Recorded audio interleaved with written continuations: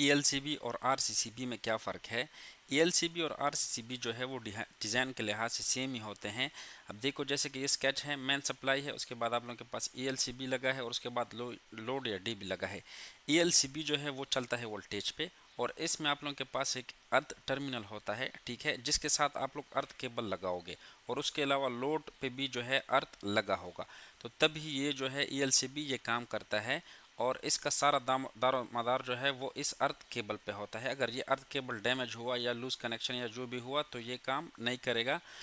उसके बाद जो है RCCB क्या है, RCB देखो सेम ही चीज़ है, ये मेन सप्लाई RCCB और लोड DB, लेकिन इसमें क्या है अर्थ डायरेक्ट टू लोड, मतलब लोड अगर आप लोगों का अर्थ है तो भी ये काम करेगा और इसमें वो वाला जनरेट नहीं है जो कि ब्रेकर में भी आप लोगों का अर्थ चाहिए होता है। ठीक, ये दोनों जो है ये लीकेज के लिए काम करते हैं और उसके अलावा जो है ये RCB जो है ये करंट पे काम करता है, मतलब अगर लेव और न्यूट्रल में आप लोगों के करंट में कोई वो हुआ डिफरेंस हुआ तो ये जो है ये ऑपरेट कर जाता है।